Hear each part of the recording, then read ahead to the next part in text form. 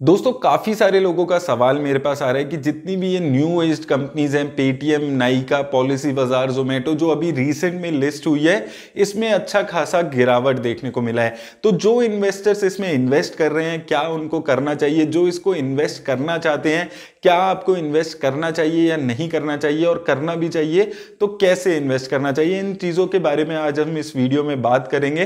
तो सबसे पहले क्विकली चलते हैं इन सभी कंपनीज के नंबर्स देख लेते हैं, फंडामेंटल्स देख लेते हैं, बात कर लेते हैं कि ये सारी कंपनीज काम क्या करती है। दोस्तों वीडियो शुरू करने से पहले अगर अभी तक आपने अपना डीमैट अकाउंट नहीं खुलवाया तो लिंक मैंने डिस्क्रिप्शन में दे दिया, आप जाकर खुलवा सकते हैं। अब दोस्तों सबसे पहले हम बात करते हैं पेटीएम के बारे में। ब्रीफली मैं इस कंपनी के बारे में कुछ डिटेल्स बता देता हूं, तब हम उसके बाद इसके नंबर्स देखेंगे। तो ब्रीफली दोस्तों अगर हम बात करते हैं तो पेटीएम का जो मेजर रेवेन्यू के सोर्स की अगर हम बात करें तो इसका मेजर रेवेन्यू का सोर्स है पेमेंट सर्विसेज का जो काम है, उससे ये 70% का अपना जो रेवेन्यू है वो जनरेट करता है। इसमें बहुत सारे अलग अलग सर्विसेज आ जाती है, पेमेंट गेटवे सर्विस, उसके अलावा sound box service, QR code scanner, smart POS, तो बहुत अलग अलग टाइप से ये पेमेंट सर्विसेज के लिए अपनी सर्विसेज प्रोवाइड करता है, जिसकी वजह से इसका जो मेजर रेवेन्यू है वो यहाँ पर जनरेट होता है।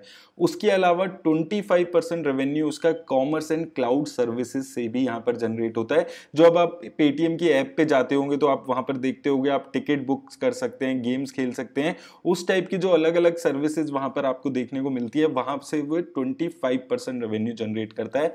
5% रेवेन्यू जनरेट करता है अपने और अलग अलग छोटे छोटे कामों से, लेंडिंग का काम जैसे इसने शुरू किया हुआ है, इंश्योरेंस सर्विसेज प्रोवाइड कर रहा है, वेल्थ मैनेजमेंट, तो बहुत सारे काम एक साथ पेटीएम यहाँ पर कर रहा है जिनसे छोटा छोटा करके 5% रेवेन्यू ये जनरेट करता है। तो ये तो बात हुई कि मेजर रेवेन्यू का सोर्स इसका कैसा है। अब देखते हैं कि इसके प्रॉफिट और वो सब चीजें यहाँ पर कैसी दिखती है। तो रीसेंट दिसंबर 21 के क्वार्टर की अगर हम बात करते हैं, सेल्स अगर आप यहाँ पर देखेंगे 921 करोड़ के आसपास की सेल्स है। लॉस अगर आप देखेंगे 921 करोड़ की सेल है और 780 करोड़ का लॉस है। तो बहुत ज्यादा लॉसेज अभी रिसेंट में इसने यहाँ पर दिखाए हैं, और आप देख सकते हैं लगातार ये एक लॉस मेकिंग कंपनी रही है और पिछले 5 क्वार्टर्स में सबसे ज्यादा लॉस इस क्वार्टर में इसको देखने को मिला है। क्योंकि यहां पर होता क्या है कि अभी ये जो रेवेन्यू तो जनरेट कर रहा है लेकिन उस रेवेन्यू के अगेंस्ट प्रॉफिट बहुत ज्यादा नहीं है, जिसकी वजह से यहां पर लॉसेज आपको देखने को मिल रहे हैं। आप यहां पर देखेंगे एम्प्लॉय कॉस्ट ही इसकी 73% है इसकी ओवरऑल कॉस्ट की। तो यहां पर दोस्तों सबसे बड़ी दिक्कत पेटीएम के साथ यही आ रही है कि एक तो ये एक लॉस मेकिंग कंपनी है, दूसरा जो इस बिजनेस में ये है इस वक्त पेमेंट सर्विस प्रोवाइड करने का। आज से 4-5 साल पहले अगर आप देखते तो पेटीएम बहुत ज्यादा फेमस हो चुका था, अभी भी बहुत ज्यादा फेमस है, लेकिन उस वक्त पेटीएम ओनली ऐप हुआ करती थी जिससे आप ये सर्विसेज प्रोवाइड कर सकते थे। अभी इस पॉइंट ऑफ टाइम पे बहुत सारी ऐप बन चुकी है, फोन पे, गूगल पे, भीम ऐप, तो ऐसी कई सारी ऑलरेडी वेबसाइट्स ऐप बन चुकी हैं जहां पर जाके आप पेमेंट करा सकते हैं। तो ये एक दिक्कत है जो इसके बिजनेस मॉडल के साथ मुझे यहां पर नजर आती है, जिसकी वजह से कब ये प्रॉफिट में आएगा वो बोल पाना बहुत मुश्किल है। क्योंकि 70% रेवेन्यू इसका सिर्फ इसी पेमेंट सर्विस के बिजनेस से आता है जैसे कि हमने देखा है, लेकिन वो बिजनेस में बहुत सारे प्लेयर्स अब धीरे धीरे एंटर कर चुके हैं। तो उस कंपटीशन से कैसे ये बच सकता है वो बहुत बड़ा क्वेश्चन मार्क है। अगर आप लॉन्ग टर्म इन्वेस्ट करने के बारे में भी इसमें सोचते हैं तो भी आपको नहीं पता कि किस पॉइंट ऑफ टाइम पे ये प्रॉफिट में आएगा, और जब तक प्रॉफिट में नहीं आएगा तब तक वैल्यूएशंस पे और उसके अलावा शेयर प्राइस पे बात करना बेकार है। हो सकता है इस लेवल से ऊपर इसका शेयर चला जाए क्योंकि बहुत ज्यादा नीचे आ चुका है, हो सकता है नेक्स्ट क्वार्टर में जब इसका रिजल्ट आए तो उस वक्त इसका शेयर थोड़ा ऊपर चला जाए अगर इसके प्रॉफिट लॉस इसके कम होते हैं। लेकिन ओवरऑल अगर आप लॉन्ग टर्म पर्सपेक्टिव से देखते हैं तो यहां पर बहुत ज्यादा पॉजिटिविटी इस कंपनी को लेकर मुझे नजर नहीं आती है। अब दोस्तों अगर हम इस कंपनी की बात करते हैं, आप यहां पर देखेंगे 776 के आसपास इसका शेयर इस वक्त चल रहा है। ये अपने जो आईपीओ प्राइस था उससे काफी ज्यादा करेक्ट हो चुका है, 50% 60% से ज्यादा करेक्ट हो चुका है। लेकिन इस टाइम पे भी किसी की हिम्मत नहीं है ये बोलने की कि ये इसको खरीद लीजिए, लॉन्ग टर्म में अच्छे रिटर्न्स दे सकता है, क्योंकि जो इसका बिजनेस मॉडल है वहां पर बहुत ज्यादा स्कोप दिख नहीं रहा है इस वक्त ग्रोथ के लिए। दूसरी कंपनी पे दोस्तों चलते हैं। दूसरी कंपनी आ जाती है पीबी फिनटेक लिमिटेड यानी कि policybazaar.com। इसके बारे में हम बात कर लेते हैं पहले डिटेल में, क्या काम करता है ये समझ लेते हैं।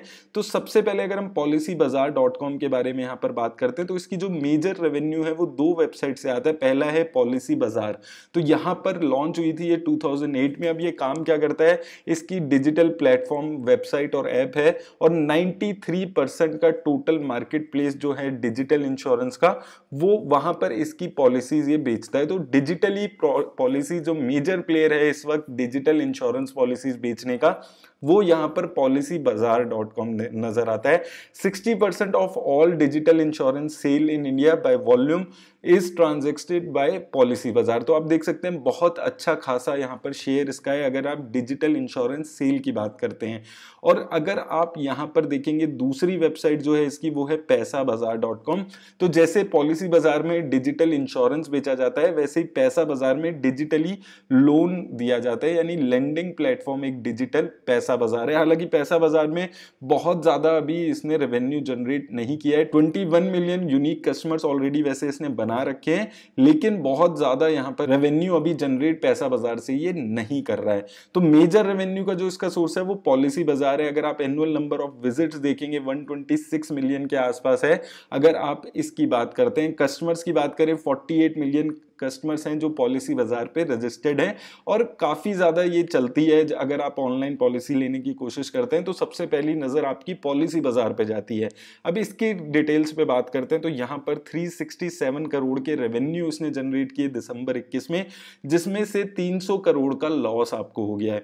तो यहाँ पर भी दोस्तों वही कहानी दिख रही है जो पेटीएम में दिख रही थी कि लॉसेस बहुत ज्यादा यहाँ पर देखने को इसके मिल रहे हैं। अब यहाँ पर भी दोस्तों एक चीज देखने की बहुत ज्यादा जरूरत है कि क्या जो पॉलिसी बाजार काम करता है ये डिजिटल इंश्योरेंस बेचने के बिजनेस में है, क्या यहाँ पर कोई और कंपनी नहीं आ सकती? बिल्कुल आ सकती है। और अब धीरे धीरे काफी सारी कंपनी है जो ये काम शुरू कर रही है, जैसे कि एको इंश्योरेंस आप देखेंगे वहां पर भी ये चीज देखने को मिल रही है।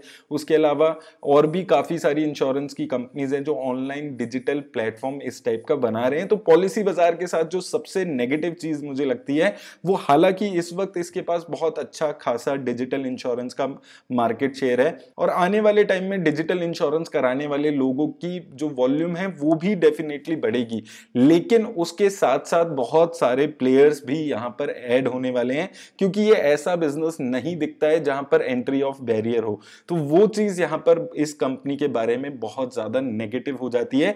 इसलिए मुझे लगता है कि ये कंपनी भी उन कंपनीज में से है जिनको आप कंप्लीटली अवॉइड करके चल सकते हैं, क्योंकि यहां पर बहुत ज्यादा एंट्री ऑफ बैरियर नहीं दिखता है। और दूसरा कि ये कैसे कब तक अपने आप को प्रॉफिटेबल कर पाएगी इसका भी कहना बहुत ज्यादा मुश्किल है। प्राइस की बात करें तो इसका भी वही हाल है जो हमने बात की है अभी पेटीएम की। यहां पर भी 50% से ज्यादा करेक्शन आ चुकी है। आप हाई देखेंगे 1470 का था।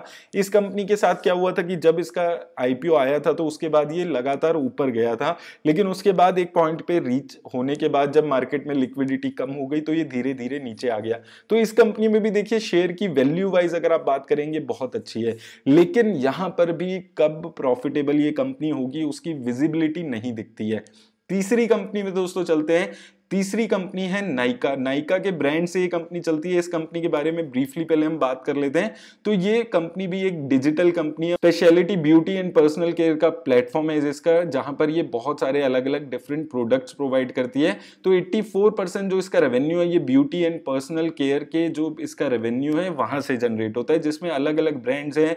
Nykaa cosmetics, Nykaa naturals and के ब्यूटी जैसे अलग अलग ब्रांड्स हैं। और इसके अलावा 16% इसका रेवेन्यू अपैरल एंड एसेसरीज से भी यहां पर जनरेट होता है। तो इसने एक अच्छा ब्रांड अपना बनाया हुआ है एक सर्टेन सेक्शन ऑफ सोसाइटी में, जहां से ये अपना रेवेन्यू जनरेट करती है। अब इसके शेयर पे अगर हम देखते हैं, बात करते हैं, तो इसका शेयर भी आप देखेंगे लगभग 50% के आसपास करेक्ट हो चुका है अगर आप ऑल टाइम हाई से देखते हैं। इसके रेवेन्यूज वगैरह हम देख लेते हैं तो रेवेन्यूज में इसकी डेफिनेटली अच्छी ग्रोथ है। आप यहां पर देखेंगे तो 1100 करोड़ के आसपास का रेवेन्यू ये जनरेट कर रही है। और प्रॉफिटेबल भी ये कंपनी है। 28 करोड़ के आसपास प्रॉफिटेबल यहां पर दिख रही है। नेट प्रॉफिट इसने 28 करोड़ का जनरेट किया है। तो यहां पर वो वाली बात नहीं है जो अलग दूसरी कंपनीज के साथ हमें देखने को मिल रही थी। लेकिन यहां पर दोस्तों जो सबसे बड़ी दिक्कत आती है वो इसकी वैल्यूएशंस के साथ आती है। प्रॉफिटेबल कंपनी है ठीक है, लेकिन आप इसके स्टॉक का पीई इस वक्त देखिए 1000 से ज्यादा का प्राइस टू अर्निंग रेशियो इस कंपनी का है 50% करेक्शन होने के बाद। तो आप समझ सकते हैं कितना ज्यादा ओवर प्राइस्ड अभी इसका शेयर चल रहा है 50% करेक्शन होने के बाद। इसकी इंडस्ट्री का पी अगर आप देखोगे तो 43 का आसपास दिखता है, और लेकिन ये कंपनी 1000 के पी पे यहाँ पर ट्रेड कर रही है। आज के टाइम में दोस्तों हम आईटी सेक्टर को देखते हैं जिसको मैं बोलता हूँ कि बहुत ज्यादा ओवर प्राइस्ड है, वहां पर भी 100 तक का पी देखने को मिलता है, लेकिन इस कंपनी में 1000 के आसपास का पी यहां पर देखने को मिल रहा है। इसका मतलब क्या है कि या तो ये बहुत ज्यादा ओवर इन्फ्लेटेड इसका शेयर है, या फिर मार्केट को ऐसी उम्मीद है कि ये कंपनी आने वाले टाइम में 1 साल में 2 साल में 200 400 500% तक की रिटर्न्स अपने प्रॉफिट में देगी। उसके बाद यहां पर जाकर इसका जो प्रॉफिट एंडिंग रेशियो है वो जस्टिफाई होगा। तो एज अ इन्वेस्टर बहुत ज्यादा मुश्किल है इन वैल्यूएशंस में भी आपको इस कंपनी में इन्वेस्ट करना, या मेरे लिए आपको बोलना कि इस कंपनी में आप आइए इन्वेस्ट करिए। अब आइए दोस्तों चलते हैं चौथी और आखिरी कंपनी पे, जोमेटो के बारे में बात कर लेते हैं। तो जोमेटो के बारे में बेसिक बात पहले हम कर लेते हैं। तो जोमेटो 2010 में यहाँ पर शुरू हुई थी। Leading online food service platform ये कंपनी है, और यहाँ पर आप देखेंगे अलग अलग ऑफरिंग्स ये देती है, food delivery, dining out service, loyalty program जैसे अलग अलग ये ऑफर्स अपने वेबसाइट पे देती है। तो अगर हम इसके बारे में ब्रीफली यहाँ पर बात करें तो ये 525 सिटीज में अभी अवेलेबल है इंडिया में। एक्टिव रेस्टोरेंट लिस्टिंग की बात करेंगे तो लगभग 4 लाख के आसपास एक्टिव रेस्टोरेंट जोमेटो पे इस वक्त लिस्टेड है। मेजर काम की अगर आप बात करेंगे तो मेजरली जो इसका मेन रेवेन्यू का सोर्स है वो फूड डिलीवरी का काम है, जिससे ये मेजरली अपना रेवेन्यू जनरेट करता है। अब कंपनी के बारे में और देख लेते हैं, इसके नंबर्स यहाँ पर देख लेते हैं। अब इसके नंबर्स पे अगर हम बात करेंगे तो सेल्स में ग्रोथ यहाँ पर भी देखने को मिलती है, 1000 करोड़ के आसपास इसकी सेल है। अगर आप इसके नेट प्रॉफिट पे बात करेंगे तो नेट प्रॉफिट में यहाँ पर अगर आप देखेंगे लॉसेस हैं, लॉसेस में लेकिन अच्छी खासी गिरावट यहाँ पर देखने को मिली है। 430 करोड़ के आसपास का लॉस इसका सितंबर में था, जो अभी गिर के 63 करोड़ के आसपास हो गया है। लेकिन उसका सबसे बड़ा रीजन क्या है, जो आप यहाँ पर अदर इनकम देखते हैं 464 करोड़ की। तो अगर आप यहाँ पर देखेंगे ऊपर से तो आपको लगेगा कि वाह कितना कम इसका यहाँ पर लॉस हो गया है, और शायद नेक्स्ट क्वार्टर में ये प्रॉफिटेबल भी हो जाए, लेकिन वो होना थोड़ा अभी भी मुझे मुश्किल लगता है, क्योंकि इस वक्त ये जो इसका नेट प्रॉफिट है इसमें 464 करोड़ की अदर इनकम है। ये अदर इनकम क्या है, इन्होंने कुछ अपनी इन्वेस्टमेंट्स किसी कंपनी में बेची थी जिससे इनको प्रॉफिट हुआ था, और वो यहां पर अदर इनकम में शो कर रहा है, जिसकी वजह से ओवरऑल नेट प्रॉफिट इसका सिर्फ जो लॉस है इसका वो 63 करोड़ के आसपास रह गया। तो यहां पर भी बहुत ज्यादा लॉसेस ये कंपनी यहां पर उठा रही है अगर आप देखेंगे। और यहां पर अगर हम इसके शेयर पे भी बात करते हैं तो इसका शेयर 169 के ऑल टाइम हाई से लगभग अब अपने जो इसका इनिशियल में आईपीओ प्राइस था 75 उसके आसपास आ चुका है। तो इस कंपनी के शेयर के साथ भी ऐसा ही हुआ था, जैसे हम नाइका के शेयर के बारे में बात करते हैं कि शुरू में जब ये आईपीओ लॉन्च हुआ था तो काफी अच्छी रिटर्न्स इसके शेयर ने प्रोवाइड की थी, लेकिन जब से मार्केट में लिक्विडिटी कम हुई है तो इसके शेयर ने लगातार करेक्शन दिखाई है, और इसका शेयर भी 50% से ज्यादा यहाँ पर करेक्ट हो चुका है।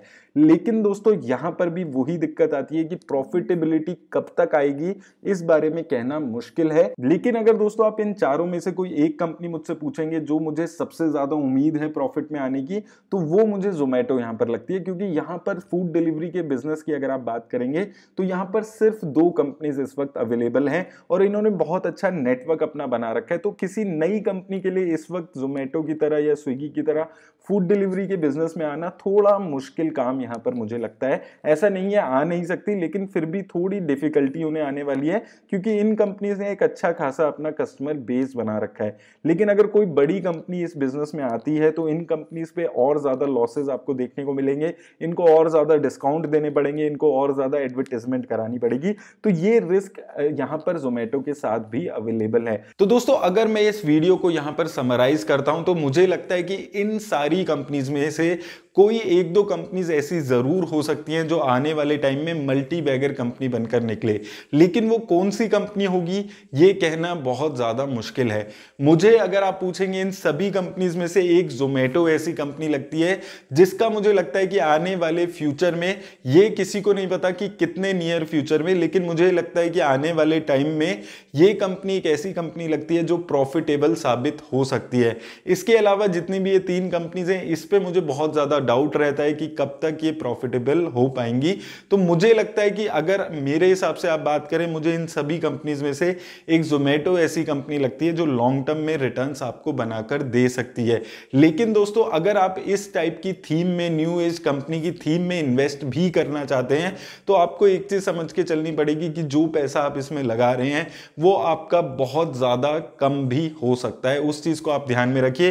तो अगर आप ऐसी कंपनीज में इन्वेस्ट भी करना चाहते हैं तो अब मान लीजिए आप टोटल स्टॉक मार्केट में 100 रुपए लगाते हैं, उसमें से 5 से 7% पैसा ही इन सारी कंपनीज में टोटल मिलाकर दीजिए, ताकि अगर इनमें से कोई एक आधी कंपनी मल्टी बैगर साबित हो पाती है तो आपको अच्छी रिटर्न्स मिलेगी। लेकिन अगर इन कंपनीज में रिटर्न आपको नहीं आती है तो आपके ओवरऑल पोर्टफोलियो में 5-7% से ज्यादा का असर नहीं आएगा। तो इस तरीके से आप इस जो न्यू एज कंपनी की बेट है उस पे आप प्ले कर सकते हैं, लेकिन यहां पर रिस्क बहुत ज्यादा रहने वाला है। उस चीज को आप ध्यान में रख के ही इन कंपनीज में इन्वेस्ट कीजिएगा। मेरी तरफ से बस इतना ही दोस्तों, धन्यवाद।